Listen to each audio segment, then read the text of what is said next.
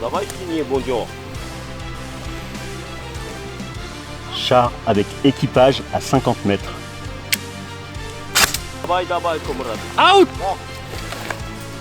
Stevie, podjedziemy! Ślewa, dawaj, komrad, dawaj! Dawaj, ślewa!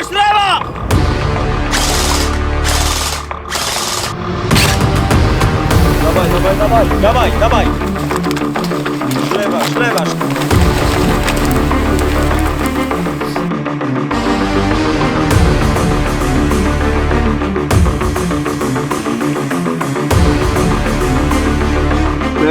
Слева.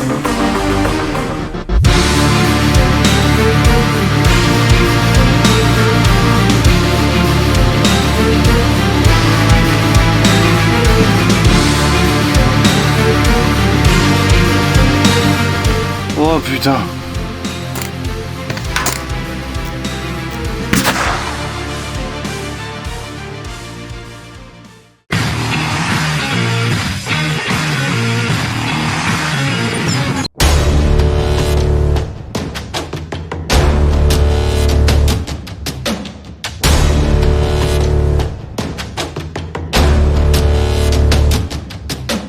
What's up guys et bienvenue sur cette nouvelle vidéo. Dans celle-ci, on va tirer à la taguine grandeur nature sur un char avec mon pote Kirsoff de Fresh Battle. Salut Fred, salut tout le monde. Donc du coup Kirsoff, explique-nous à quoi sert une taguine et voilà, à peu près le principe, à quoi ça sert et dans quelle situation on l'utilise. Taguin, alors Taguin alias Airsoft Pyrotechnics est une marque qui existe depuis déjà pas mal d'années. Airsoft Pyrotechnics a créé Tactical Game Innovation et les produits Tactical Game Innovation se composent en deux produits. Produit numéro 1, tout ce qui est 40 mm comme je l'ai ici. La 40 mm est composée d'une shell donc, qui est réutilisable, shell CO2 nécessitant d'être chargée au CO2. Elle peut exister aussi en HPA et d'un consommable. Donc qui est une ogive qui est propulsée par la shell, qui peut atteindre 50, 60, 80, 100 mètres facilement en fonction de la chaleur, en fonction de la puissance injectée dans la shell. Et on a aussi en produit numéro 2 donc les grenades à main. Donc là par exemple une grenade fumigène à goupille, fonctionnement à la cuillère, on dégoupille, on relâche la cuillère, on jette et on a un super fumigène.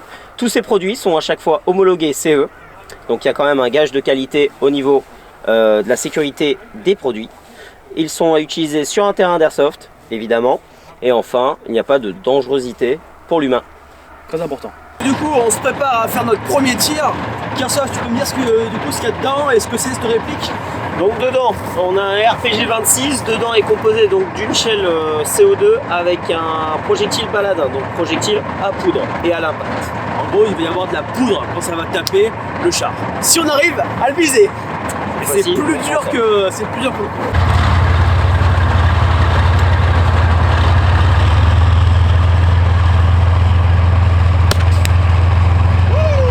Donc là on change d'ogive, on passe sur du Fate, donc c'est une ogive qui va exploser à l'impact où elle va attendre 4 secondes et demie avant de faire boum. C'est parti, on attend que le char se mette en place et c'est parti.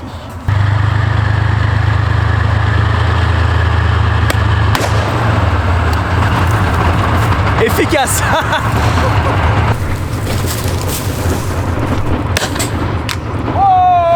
Tout pile. Oh les propres. Oh les belles celle-là. 100 points pour Rick. Donc là on va passer sur la Venom MK2, donc la fumigène. C'est parti. J'ai touché.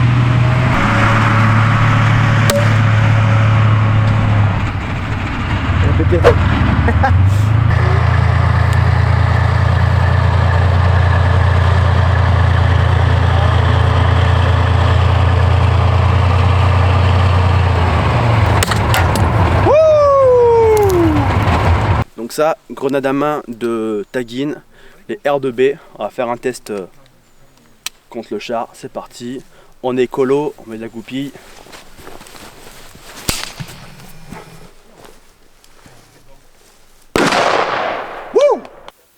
Donc là, je suis avec François, le propriétaire du char. On va lui poser quelques petites questions. Déjà, François, présente-toi. François, société PKW. Donc ma société est spécialisée depuis 2005 dans l'achat, la vente et la location de matériel blindé, que ce soit sur le cinéma pour la location et un petit peu pour les musées, les collectionneurs pour la vente. Alors je me doute que c'est une collection qui sort un petit peu de l'ordinaire. Ça fait combien de temps que tu fais ça? Ça fait combien de temps que tu es passionné par les véhicules militaires? J'ai toujours été un petit peu passionné par la mécanique, mais l'opportunité s'est présentée sur un premier véhicule et au fur et à mesure, la petite famille s'est agrandie. La passion a grandi et voilà, Voilà. et la collection aussi. Alors pourquoi avoir pris ce char? Dis-moi, enfin, parle pour ceux qui ne connaissent pas de ce modèle et pourquoi tu l'as fait importer ici en France et pas un autre modèle? Eh bien en 2008, quand j'ai acquis ce char, c'était le but était de prouver qu'on pouvait importer, que ce soit au niveau administratif, puisqu'il y a quand même pas mal de démarches administratives à faire, d'importer un char lourd. Aussi pour prouver qu'on était capable logistiquement d'assurer la mise en place d'un transport, puisque là on est en convoi exceptionnel, ça fait 42 tonnes à sec et 3,50 m de large. Donc c'est un semi-remorque qui a traversé la quasi-totalité de l'Europe, qui a fait plus de 1500 km, avec un chargement pareil sur le dos. Donc c'est un petit peu plus compliqué. Ce qui fait à l'heure actuelle aussi que je suis très content d'avoir acquis ce véhicule à l'époque, parce que maintenant ce serait beaucoup plus onéreux. Hélas. Précise du coup en quoi consiste ton activité. Eh bien, jusqu'à présent, c'était au niveau des véhicules du moins les blindés et la location pour le cinéma. C'est présenté l'opportunité d'acquérir ce terrain en plein centre de la France, qui est assez bien placé puisqu'on est à 10 minutes de l'autoroute, et de réunir surtout le terrain et le matériel. Puisque jusqu'à présent, déjà ne serait-ce que pour les locations, cinéma, le coût de transport des blindés, surtout comme celui-là, est littéralement indécent, donc ça stoppe souvent les tournages. Tandis que là, je peux proposer du matériel sur place. Donc toute la partie déjà coût déplacement n'est plus une problématique. Elle est nulle quoi, ouais. Voilà, Ouais. et, on est sur place, donc on démarre et puis on va sur le terrain qui est à 100 mètres et puis on peut s'amuser. On peut faire des prises de vue.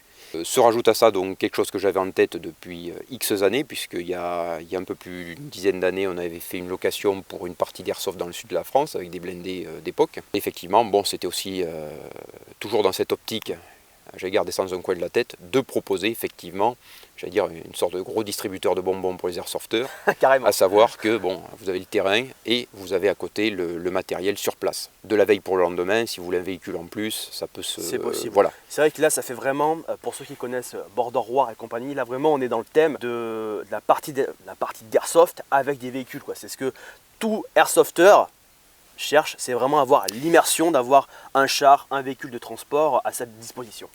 Alors oui, c'était l'occasion de rassembler ça sur un terrain, parce qu'il faut quand même un terrain qui soit adapté. Là on a 25 hectares d'un tenant, un peu de marais,cage, des fourrés, on a 11 hectares de bois là-dedans. Bon, effectivement on ne va pas dans les bois avec un char, mais ça permet de revenir à l'ancien modèle de conflit un peu Europe de l'Est, où on se battait en race campagne. Et donc progresser en quinconce ou en tiroir le long des fourrés, on revient au bon vieux combat traditionnel. Comme tout bon collectionneur, tu t'arrêtes jamais. Donc, quels vont être les prochains véhicules que tu vas rentrer? Alors le prochain véhicule significatif qui va m'être amené sur le terrain, bon déjà il y a le Kras 255 qui va arriver, qui est le gros camion 6 roues motrices, on va dire de la guerre froide, hein, qui est encore plus impressionnant que le char. Donc il arrive mardi prochain d'ailleurs.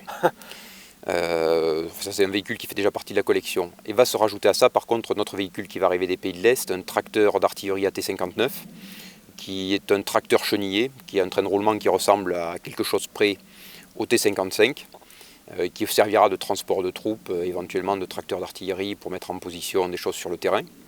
Et un véhicule que je voudrais aussi proposer pour faire des formations de conduite pour grand public. Voilà, ouais, tout à fait. Super intéressant ça. Puisque c'est quelque chose qu'on peut pas faire. On peut pas trop faire avec un char, c'est compliqué, ouais. puisque le poste de conduite, on ne peut pas être à côté en cas de problème. Et puis bon, c'est une mécanique qui est totale. Enfin, c'est voilà. faut t'encadrer quoi.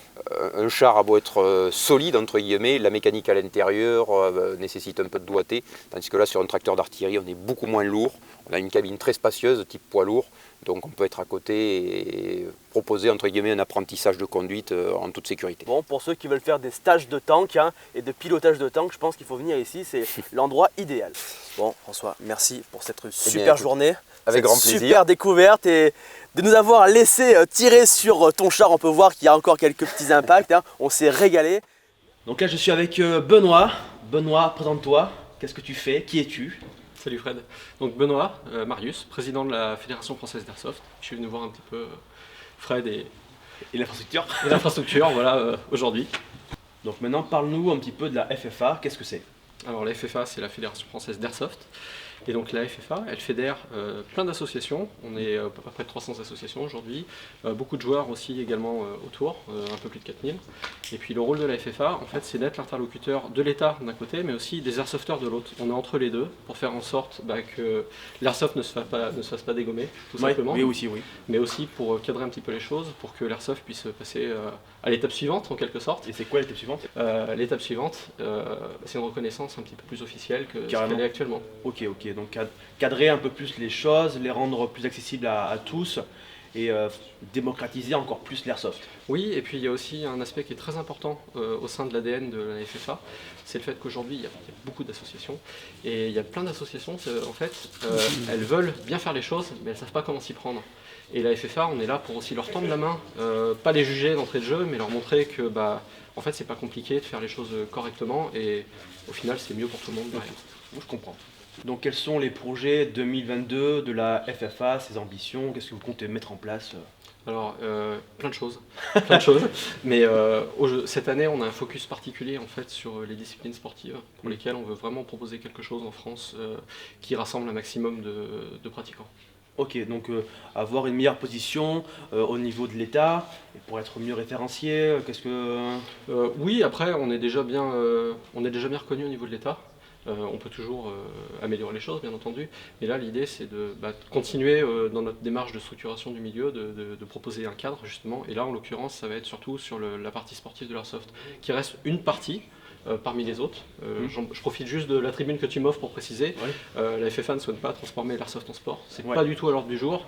On est beaucoup d'airsofters au sein de la FFA à ne pas spécialement pratiquer les disciplines sportives, mais par contre on pense que c'est une partie de l'airsoft comme le mid-sim, comme le GN, comme plein d'autres, comme l'airsoft du dimanche, qui a aussi sa place, et plus on sera nombreux avec une diversité de pratiques, plus ça sera intéressant pour tout le monde et pour la reconnaissance également. Je suis entièrement d'accord avec toi. Merci pour cette super journée, on s'est éclaté. Tirer sur un char, je pense que tout le monde ne le fait pas. Il n'y a qu'en airsoft que tu as le droit de le faire légalement.